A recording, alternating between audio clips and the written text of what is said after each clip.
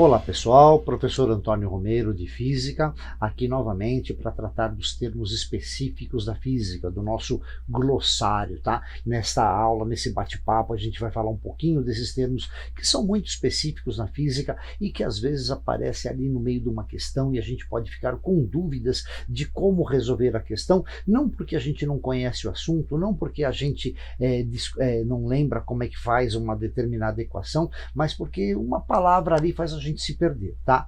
Então, relembrando aqui, o que é um glossário? Um glossário é um conjunto de termos de uma determinada área, é um conjunto de palavras, conjunto de formas de falar de uma determinada área e do conhecimento e seus significados. Então eu tenho palavras específicas da física, palavras específicas da química, da biologia, da sociologia, ou seja, em cada área do conhecimento eu tenho termos muito específicos e o conhecimento desses termos vai facilitar o nosso aprendizado, vai facilitar a resolução de um exercício. Então vamos lá verificar. Só para lembrar, o que é física? Física é ciência da natureza.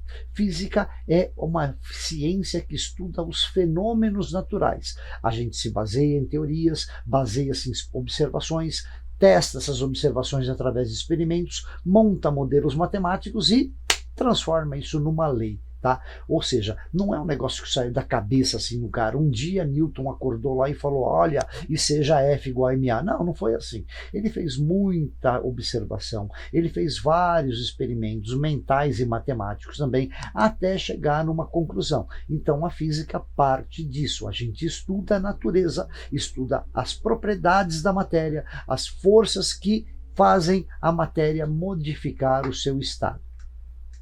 Nesse tópico, hoje a gente vai falar de eletricidade.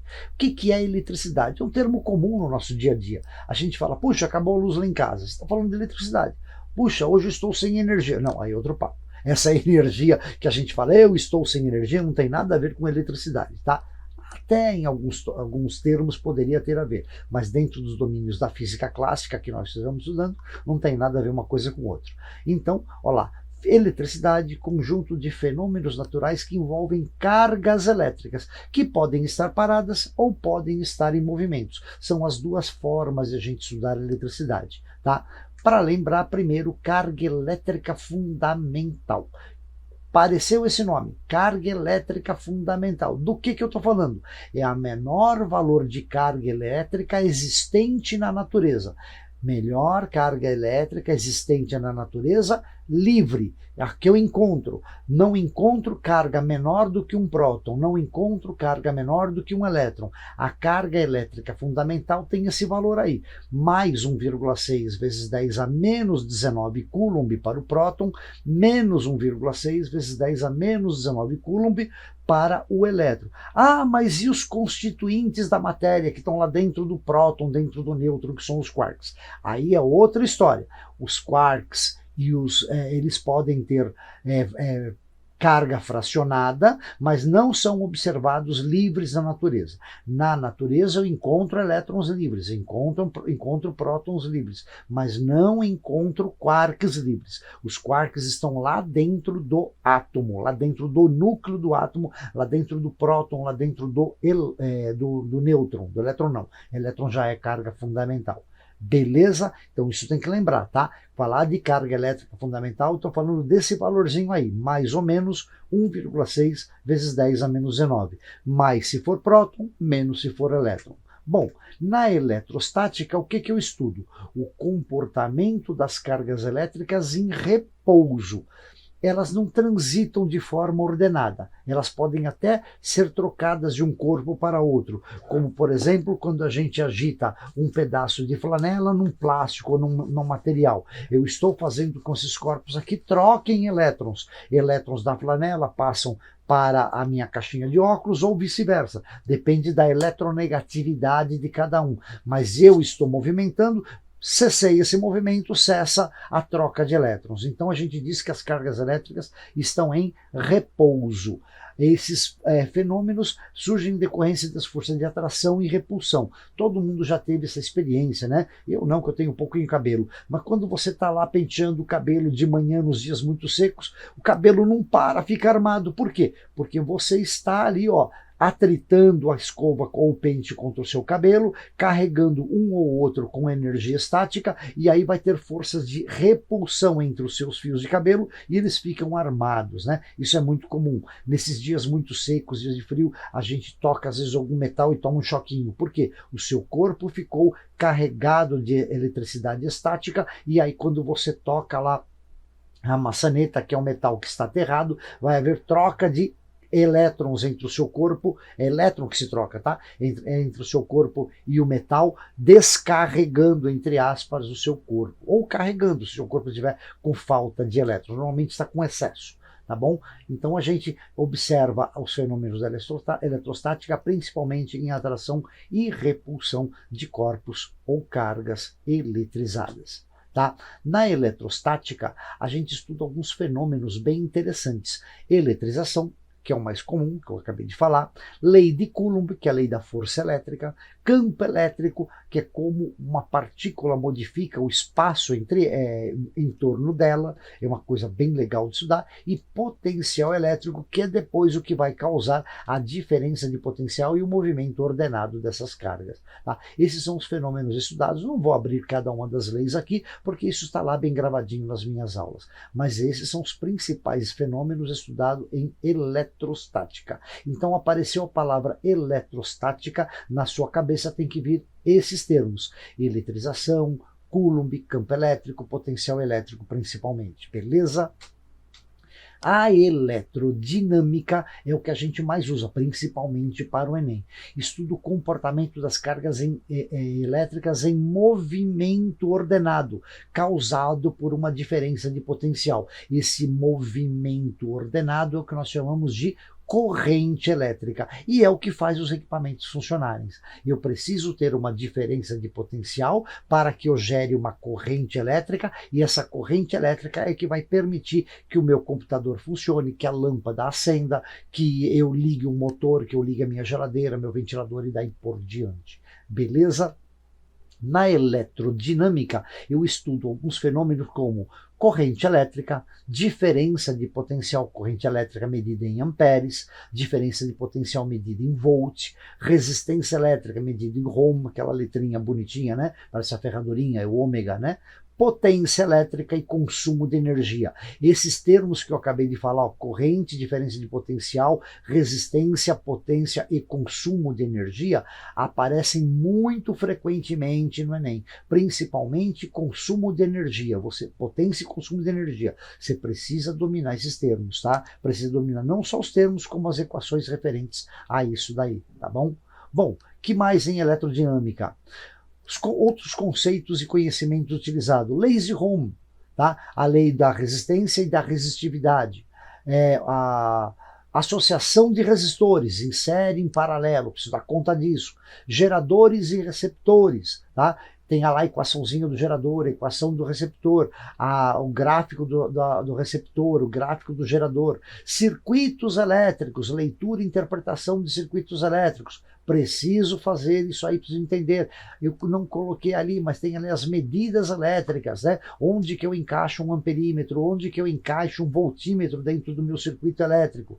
As leis de Kirchhoff, principalmente a lei dos nós. A lei das malhas é mais raro cair no vestibular, cai em alguns vestibulares bem específicos, no Enem não cai, tá? Mas circuitos elétricos, com certeza cai, você precisa dominar, beleza? Aí a gente tem dentro dos domínios da eletricidade o magnetismo, que é conjunto de fenômenos que se relaciona com atração e repulsão de alguns materiais. Falei magnetismo, eu estou falando de fenômenos de atração e repulsão. Opa, mas isso também não acontece lá na eletrostática? Sim, mas é outro fenômeno. Lá o fenômeno é causado por diferença de polaridade entre as partículas. Uma partícula positiva atrai uma negativa. Uma positiva repele outra positiva. No magnetismo eu estou falando de certos materiais que têm propriedades ferromagnéticas. São materiais que naturalmente têm uma coisa que a gente chama de magnetismo, ou pode ser colocado nele através de processos industriais. A gente pode pegar uma barra de metal, ferro principalmente, e transformar esse ferro num ímã, tá? Mas aí eu tenho polaridade. O ímã tem polo norte e polo sul. Polos que se atraem, polos que se repelem. Norte com sul atrai, norte com norte ou sul com sul se repele. Não é o mesmo fenômeno que a eletricidade. Lá no ensino superior você vai estudar que tem uma grande relação entre os dois, mas não é o mesmo fenômeno para o ensino médio, tá? No magnetismo a gente vai estudar ímãs, fontes do campo magnético, corrente elétrica gerando campo magnético, leis de Ampère, Faraday, Lenz, fenômenos da indução magnética, que é muito legal, que é como a gente transforma magnetismo em eletricidade. É o momento que a gente começa a estudar o que a gente chama de eletromagnetismo. A gente consegue, Maxwell conseguiu explicar e dizer que a eletricidade e o magnetismo são, na verdade, o mesmo fenômeno e podem ser estudados conjuntamente. A gente faz exatamente isso.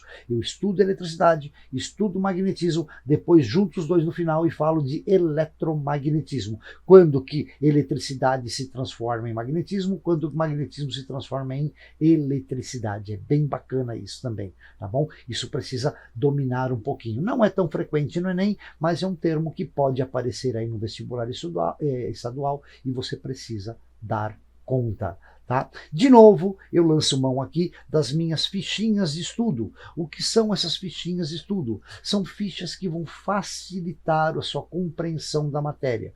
Fichas que vão permitir que você, sem muita dor de cabeça, vá incorporando, vá aprendendo, vá não decorando, mas entendendo, internalizando cada uma das equações, seus significados, seus termos, seus significados. Agora, uma coisa importante, essa fichinha, que pode ser uma fichinha como essa, como eu já mostrei para vocês, ou meia folha de caderno, meia folha de sulfite, ela deve ser feita obrigatoriamente com a sua mão, obrigatoriamente com a sua letra, com as suas canetas, a sua forma de marcar, a sua forma de grifar determinada coisa. Ah, professor, eu prefiro fazer no computador que fica mais bonitinho. Legal, fica mais bonitinho, mas não vai surtir o mesmo efeito. Vai surtir bom efeito se for feito com a sua mão. Não sou eu que estou falando, é a neurociência. A neurociência afirma que quando você pratica o escrever, o seu cérebro está gravando aquela figura.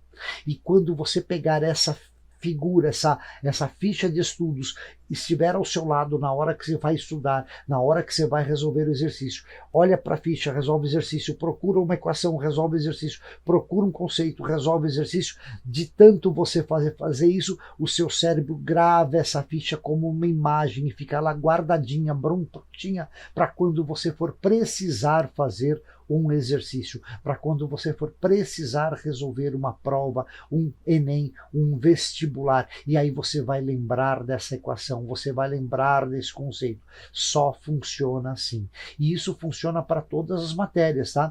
Façam fichas, façam resumos para química, para biologia, façam mapas mentais para história, geografia, sociologia, filosofia, português e suas regras, gramática e suas regras. Isso vai ajudar bastante.